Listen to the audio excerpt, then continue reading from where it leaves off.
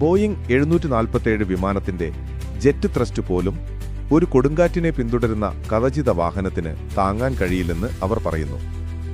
അതിതീവ്രമായ ചുഴലിക്കാറ്റുകളെ അതിജീവിക്കാൻ വേണ്ടി പ്രത്യേകം നിർമ്മിച്ച വാഹനങ്ങളാണിവ. 10,000 പൗണ്ട് ഭാരമുള്ള സിന്തറ്റിക് കവചം കൊണ്ട് ഈ വാഹനത്തിന്റെ ബോഡി പൊതിഞ്ഞിരിക്കുന്നു.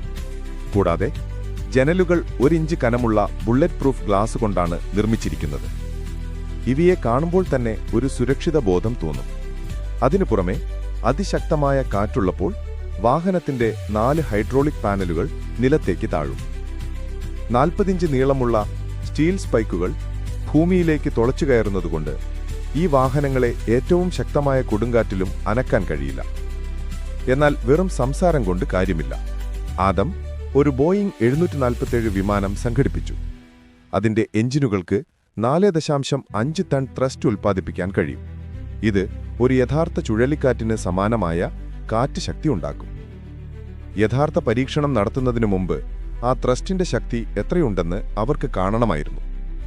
പൈലറ്റ് എഞ്ചിനുകൾ പ്രവർത്തിപ്പിച്ചപ്പോൾ വിമാനത്തിന്റെ പിൻഭാഗം നിമിഷങ്ങൾക്കുള്ളിൽ ഒരു അഗ്നിഗോളം പോലെയായി. ഏതാനും നിമിഷങ്ങൾക്കുള്ളിൽ പിന്നിൽ പാർക്ക് ചെയ്തിരുന്ന ഒരു സാധാരണ കാർ ഒരു കളിപ്പാട്ടം പോലെ തെറിച്ചുപോയി. ഇനി കവചിത വാഹനത്തിന്റെ ഊഴമായിരുന്നു.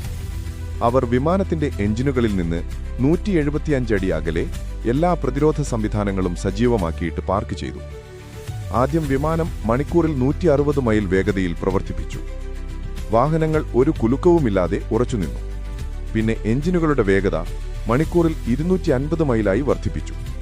ഇത് EF5 ചുഴലിക്കാറ്റിന് തുല്യമാണ്. കെട്ടിടങ്ങളെ തകർക്കാൻ മാത്രം ശക്തമായ ഒന്ന്. ആദ്യം 2 വാഹനങ്ങളും ഉറച്ചുനിന്നു. എന്നാൽ ഏകദേശം 15 സെക്കൻഡിന് ശേഷം ചുവപ്പ് നിറമുള്ള കവചിത ട്രക്ക് കാറ്റിന്റെ ശക്തിയിൽ പിടിത്തം വിട്ട് പതിയെ പിന്നോട്ട് നീങ്ങാൻ തുടങ്ങി. ഭാഗ്യവശാൽ അതിന്റെ ഹൈഡ്രോളിക് പാനലുകൾ വാഹനത്തിന്റെ അടിയിലേക്ക് കാറ്റ് കയറുന്നത് തടഞ്ഞു. അതുകൊണ്ട് അത് മറഞ്ഞു വീഴാതെ നിന്നു. 40 ഇഞ്ച് സ്പൈക്കുകളുള്ള രണ്ടാമത്തെ വാഹനം പരീക്ഷണത്തിലുടനീളം അനങ്ങിയില്ല. എന്നാൽ പരീക്ഷണം അവസാനിച്ചപ്പോൾ അതിന്റെ സ്പൈക്കുകൾ വളഞ്ഞതായി അവർ കണ്ടെത്തി.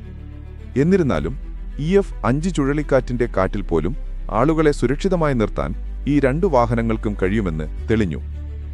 എന്നാൽ വെറും കവചിത വാഹനം ഇല്ലെങ്കിലോ? അത് പരിഹരിക്കാൻ വേണ്ടിയാണ് ആദം കാറ്റിനെ പ്രതിരോധിക്കുന്ന ഒരു സൂട്ട് നിർമ്മിക്കാൻ ഒരുങ്ങുന്നത്.